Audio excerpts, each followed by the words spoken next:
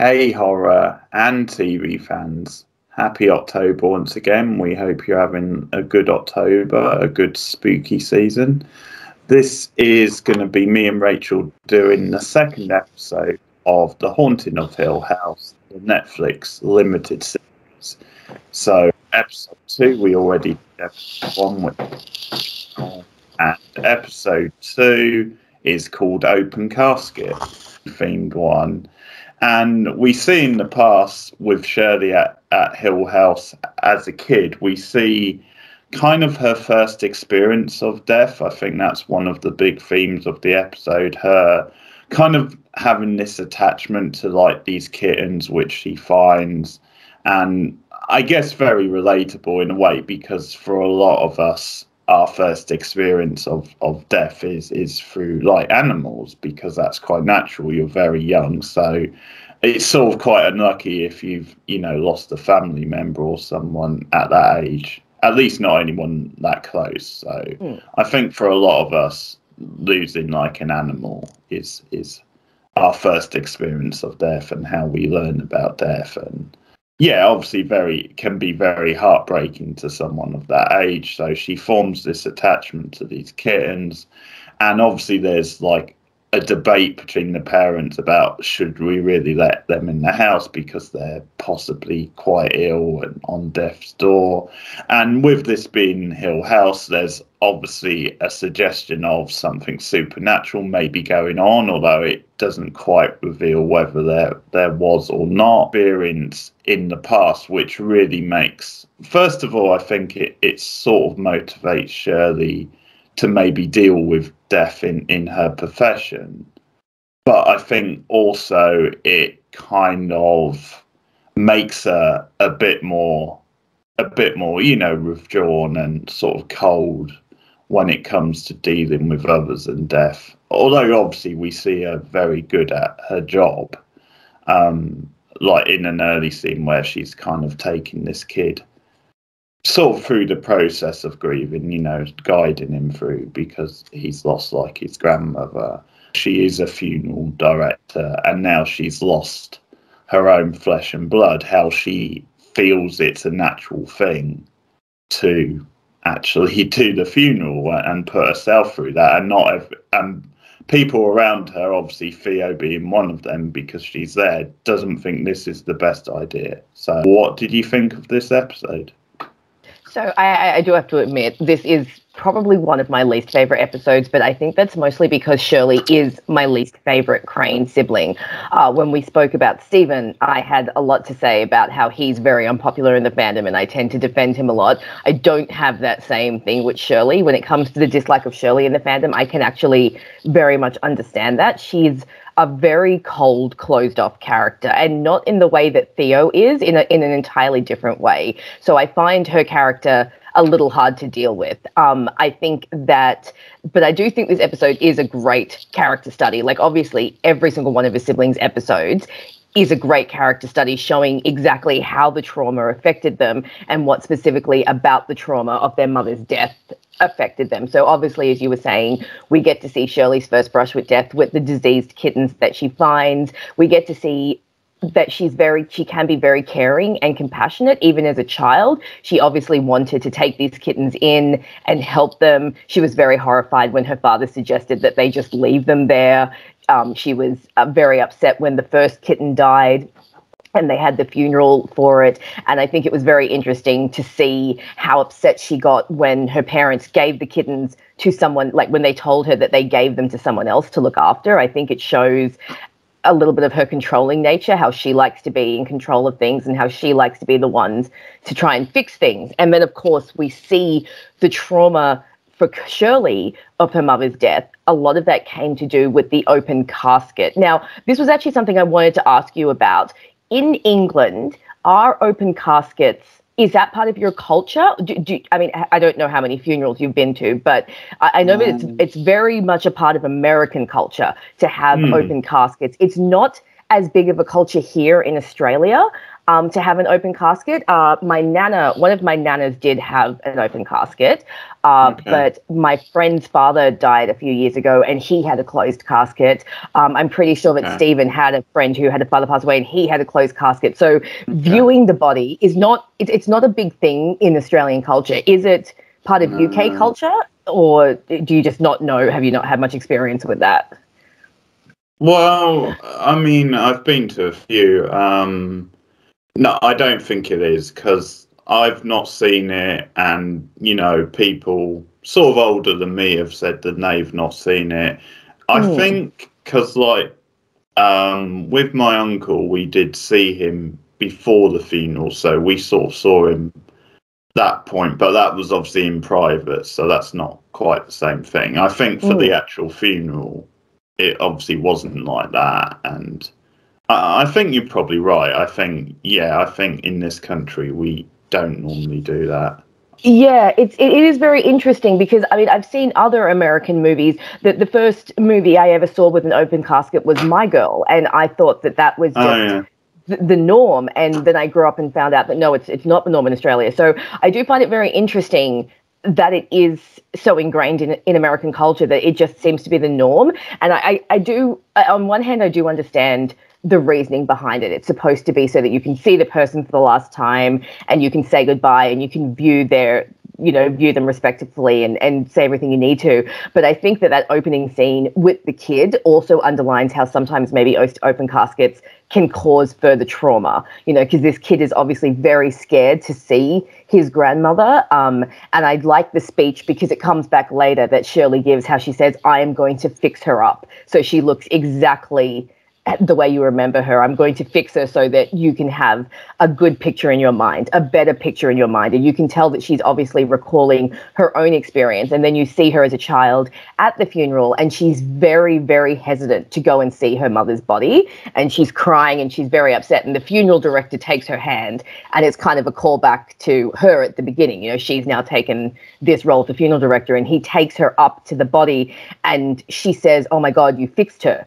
You fixed her. She looks like she used to. And I think that had such an effect on Shirley that this person could come in and make her last memory of her mother be something so much better than what it had been. Like, it doesn't have to be this terrible image in her head that she's gone on now to try and help other families the same way that funeral director helped her. And I think that's like we talked about in Stephen Sees a Ghost, how we would talk more about Shirley's job and how Shirley's job in particular really relates to her trauma at Hill House, because she obviously became a funeral director to give others the same sort of peace that funeral director gave her. So I thought, psychologically speaking, that's very interesting.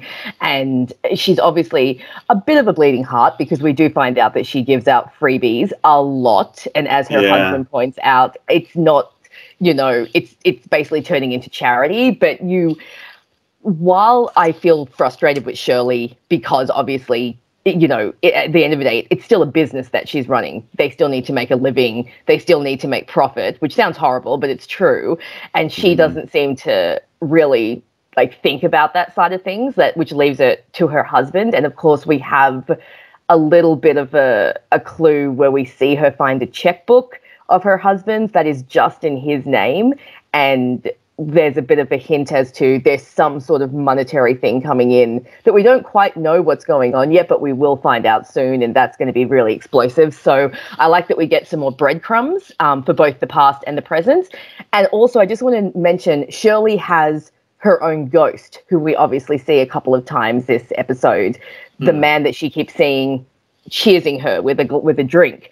And I think that plays into what I was talking about in Stephen's episode of what is a ghost. A ghost can be anything that you make it. And obviously Shirley is carrying her own ghost around, and we will find out later in the season exactly who and what this ghost is and what it means to her. So I thought it was very interesting that once again we're tying into that concept of what is a ghost. Is a ghost something real, or is it something that you've made up in your own mind? Even the kid at the beginning kind of has his own ghost. He talks about seeing his grandmother at the end of his bed without her wig, like she's bald and she has no teeth. And Shirley points out, well, you know that your grandmother wore a wig. You know that she had fake teeth. Your mind is playing tricks on you. It's similar to what Steve did with the lady in the first episode, offering a logical explanation for, but of course you still have the supernatural happenings.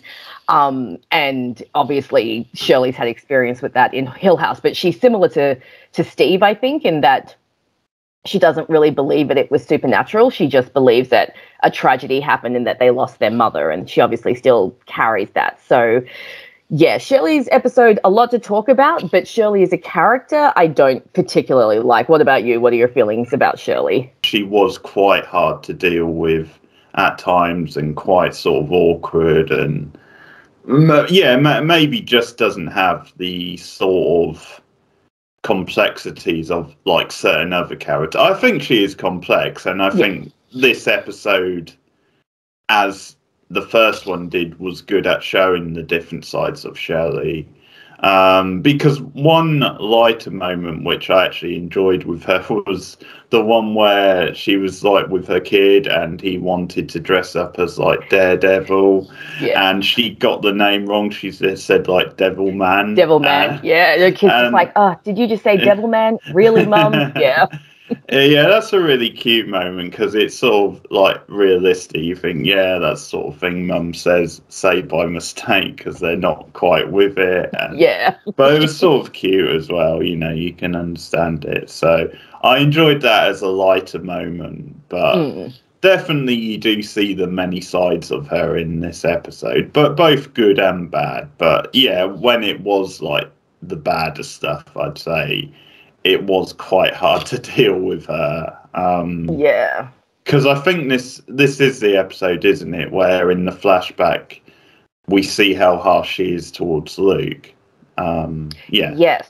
And again, they did a good job of like revealing that, because obviously that's been hinted at. There's a comment earlier in the episode where Theo, who actually comes across really good in this episode, I think, a lot of sympathy for her and where she's coming from. But she makes this comment about, you know, you have to tell him really about his sister being dead and her having a funeral.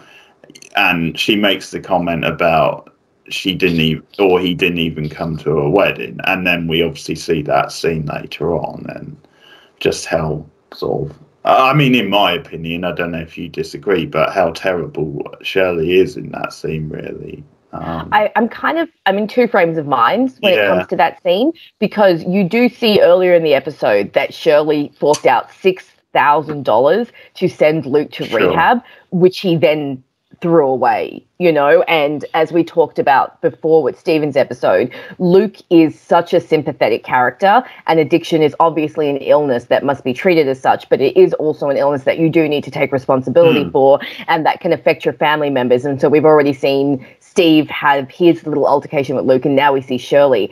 I remember the first time I watched this series thinking that Shirley was completely out of line with sending Luke away from Nell's wedding. I remember thinking, this is not your decision. This should be Nell's decision as to whether or not she wants Luke to be there. Watching it this time around, I think that Shirley was doing what she thought was best. I think that Luke turning up high at Nell's wedding really could have ruined the day, and I think that Shirley was trying to ward that off. I think also, obviously, she has some trust issues with Luke because she has forked out all this money to send him to rehab. She's believed in him, and they're very supportive when they send him to rehab. You know, they all hug him, they all tell him, you can do this. They all tell him that they're rooting for him, and then for him to kind of throw that back in her face by running away and then turning up high at what should be their little sister's happiest day. I understand where Shirley's coming from. I'm still not sure it was the right thing. I still don't know if I think that maybe she should have gone and gotten Nell and told her what was going on. Like, she could have just taken her inside and said, look, Luke is here. He is high. Do you want to see him, or do you want me to send him away? And then that way Nell would have had a little bit more agency within that. But instead, Shirley does what she does tend to do, which is just to take control of the situation and decide that she knows what's right. So, so I kind of do think that on the one hand, she does seem a bit harsh, but on the other hand, I do understand where she's coming from. What about you? I think you pretty much hit the nail on the head of, there's a certain arrogance to her in the scene, and a certain, you know, yeah, just then she takes that decision away from now. It should have been. I think that's where I was coming from more than anything else. I mean, I get the past, and I get, because obviously, yeah, we're speaking about the good and the bad. Obviously, that's another good example of what she did for Luke in the park, because that's like one hell of a gesture. Because in the same scene, Stephen says then he can't contribute because he hasn't got off the ground yet with his book, and obviously we're going to look at him and his book a bit more, I think, in the next episode. But in any case, I think, again, good and the bad, Shirley in that instance was like really good, and you got the impression she didn't do it from like a preachy more high ground. She did it because she cared about her brother, and obviously for anybody, especially someone with a family, that's a big financial commitment. So, but yeah, I agree with you. I think she should have let Nell make that decision, and I just think she should have thought a bit more about Nell in that scene. Her husband, which I know we're going to come back to, but I thought that scene was quite interesting as well. Him obviously trying to say, well, we're kind of in the, I keep forgetting which is the negative, but the red. I think it's the red. Yeah. But yeah, so we can't be giving away all these sort of free funerals, but that was good. Stephen, isn't it, who tells her? Yeah, it would have. Steve who calls. Yeah. Yeah, her initial reaction, I think it felt like a very natural reaction, and the actress did a good job. But also the character then started to blame the dad for messing up now, and obviously there's some truth to that, but it was a bit harsh to jump to that in the moment, and obviously it's a little bit more complicated than that. You can't just like outright blame him for. Try to keep in mind how someone would react in that moment. Obviously grief does terrible things to you, and in the moment that you hear that your baby sister has committed suicide, you're going to react irrationally. But again, I think it speaks a lot to Shirley's character that her first instinct is to blame the dad and then blame her brother. It's because she says something to Steve like, I fucking told you that she was in trouble. I told you that she needed help. Why didn't you listen to me? And Steve, points to him, doesn't take the bait at all. He just kind of sighs and is like, okay, sure, I have to go now, like he just kind of doesn't deal with her crap at all. But again, I think that definitely speaks to the harshness of Shirley's character, to the controlling side. I think we do need to talk about the fact that she decides to do Nell's preparation herself, because I think there's a lot of stuff wrapped up in that I think I find it frustrating. Like, I actually find it really frustrating that she's so insistent on doing it herself, because I just keep thinking to myself, why would you put yourself through the trauma of preparing your own sister's body, and not just her body? It's like she said, Nell committed suicide. She was hanging in the house for hours. She's not going to look like, she's going to look awful, and Shirley decides to put herself through that trauma. It's almost self-flagellating in a way, and then she kind of acts a bit of a martyr about it. Like, at one point she's on the phone with Steve, who is trying to explain to her that he doesn't know where Luke is, and he's having trouble getting their dad on the plane. And she's like, you know what? I'm elbow deep in our little sister's abdominal cavities, and all you need to do is get two grown men on a plane, so just sort it out. And all I just want to say is, yeah, but honey, you didn't have to be elbow deep in your sister's body cavity. You decided to do that because... But then again, I think it's also driven by the fact that she loves her sister so much that she genuinely doesn't want to send her to anyone else, because it's her sister.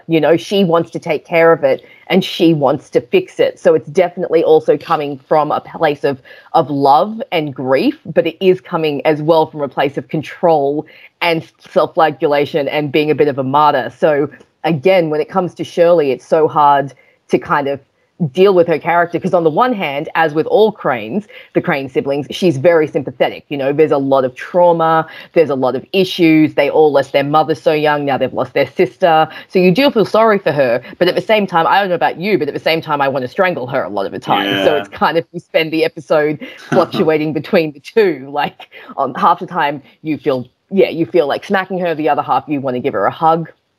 I will say that I thought the scene with her kids outside the morgue was very well handled when they came down and she's like, you guys aren't supposed to be here. And they're like, but it's Auntie Nell. And she's like, I know. If you guys want to ask me anything, ask me anything you want. And she's like, I won't lie to you, because obviously they all have those issues with their dad not telling them about their mother's death. So I liked that conversation with the kids, and the kids are like, why did she do this? And she's like, well, I don't know. She was very sad and we're all very sad now. I thought that was a very nice humanizing moment, and it links to the moment that you were talking about where, with the Devilman costume, it shows that she does have a good relationship with her kids, and she's obviously a good mother, and, knows how to handle them very well. So I liked that scene. I thought that was very well done.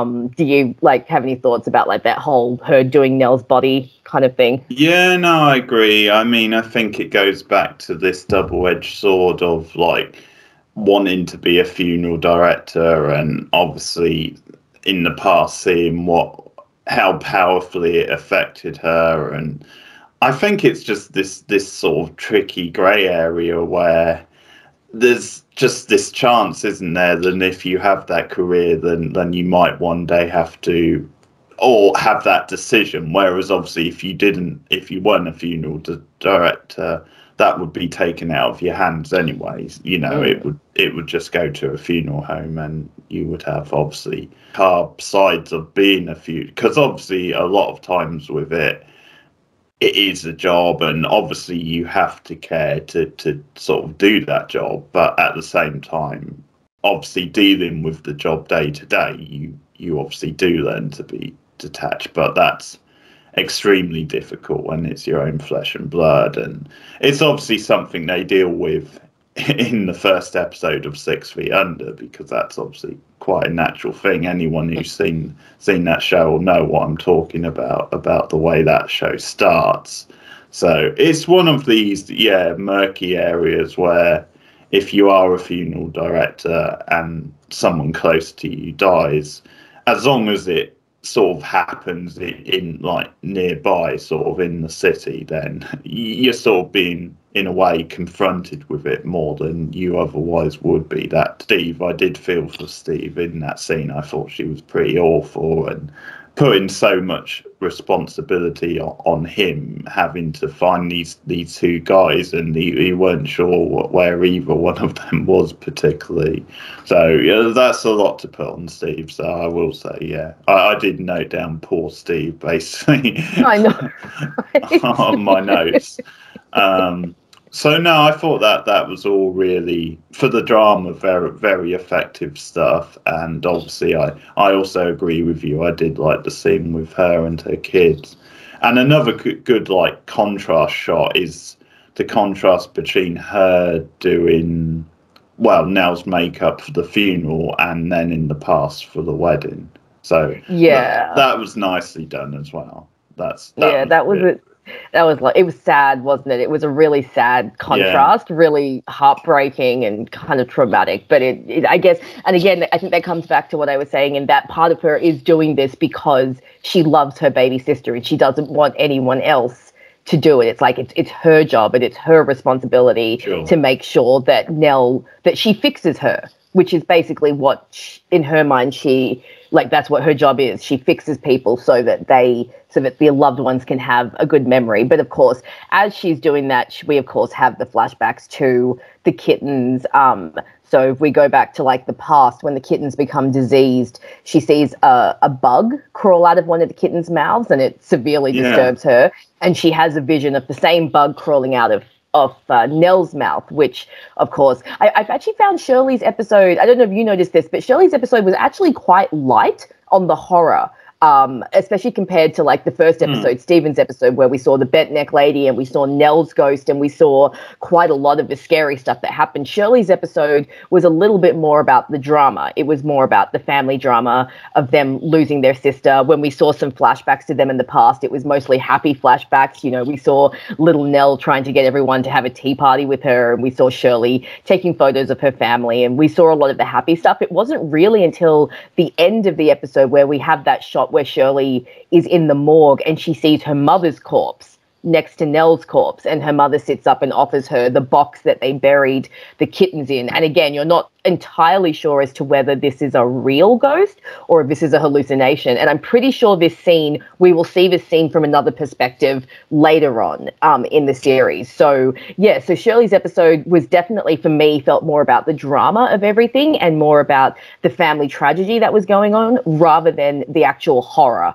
that was going on in the house. Shirley doesn't seem to have the same sort of ghosts that her siblings do and the same sort of supernatural trauma. Her trauma seems to be more from the loss of control and the devastation that she felt in the aftermath of her mother's death.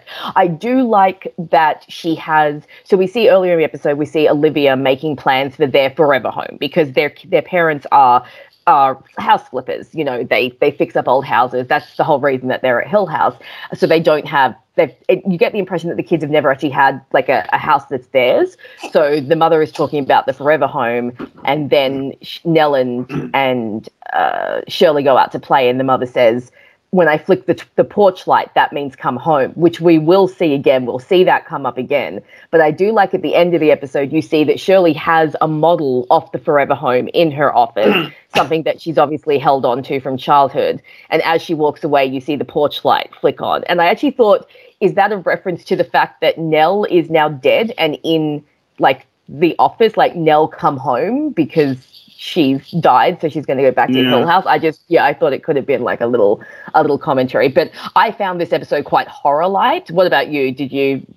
I think so. I didn't really think about it, but I think you're probably right compared to the first episode. There was definitely suggestion of horror. As I said, I think like with the kittens, it was a little bit ambiguous. I wasn't quite sure if there was something supernatural. And I think that's what I like partly about the show is a lot of times it's up to us to sort of guess or for us to just, it adds to the mystery of it rather than just explaining stuff. Because definitely when these kittens die and you see like bugs come out of their mouth and it's really disturbing and it's a really good like horror effect. So the scene itself feels a bit like horror-esque, but obviously in many ways it's just a natural sort of scene. And also, I mean, one scene which sort of felt a bit horror, but again, I think it's obviously meant to be more of a fake out, is the scene where she finds the kittens, because like it's a bee's nest, isn't it? Like right behind or something. So that's why she calls her dad.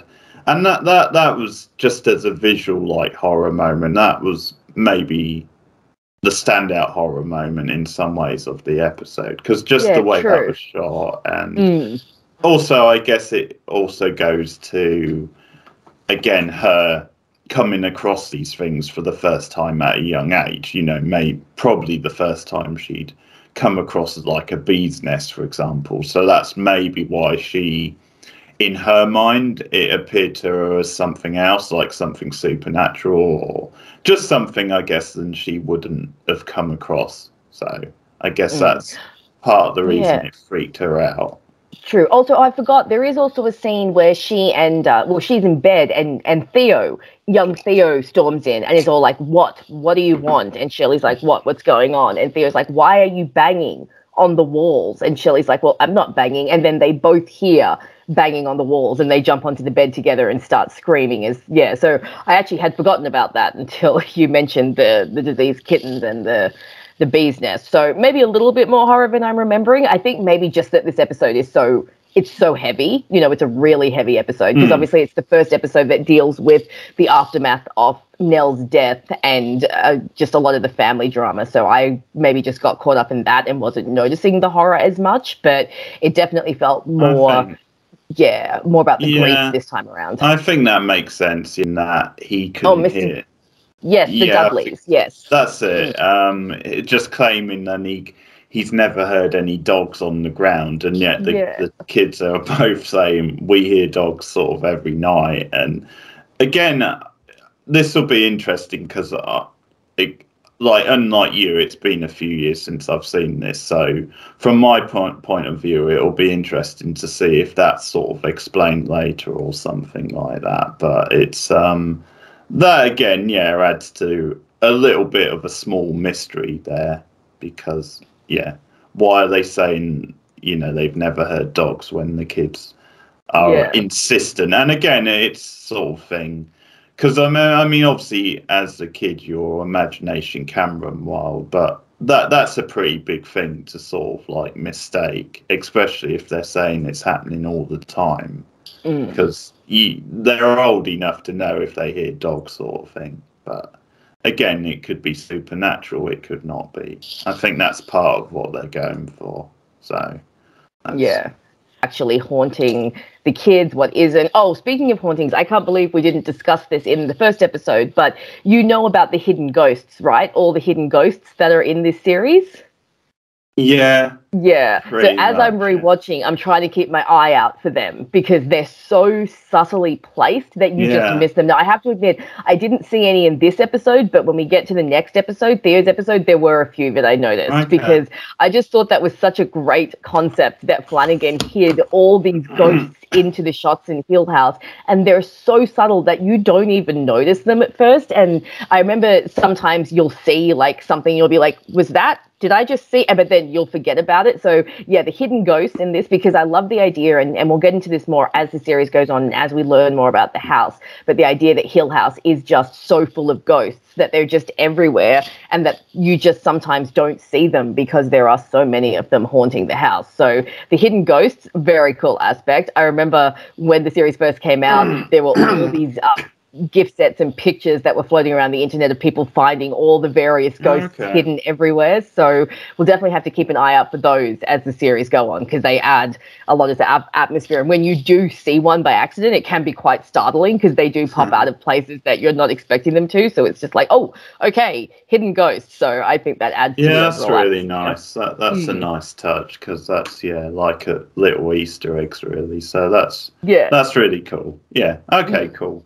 So that's episode 2 of The Haunting of Hill House. We had a good chat about it. It's Open Casket, of course. Let us know your thoughts in the comments below about some of the things we've been talking about. Are you a Shirley fan? Do you want to make a defense of her? Let us know what you think of her as a character. Also, the subject of Open Casket. Like, is it common where you are, or what's your experience? That would be interesting. So, let us know. Like and subscribe. Share us out. And, of course, we're going to continue doing these throughout the month, and there will be another one up soon. Don't forget to check out Rachel's channel. Once again, I will put the link in the description, but it's just Rachel McDonald if you type it into YouTube. And we'll be back with more soon. Thanks for listening, and goodbye.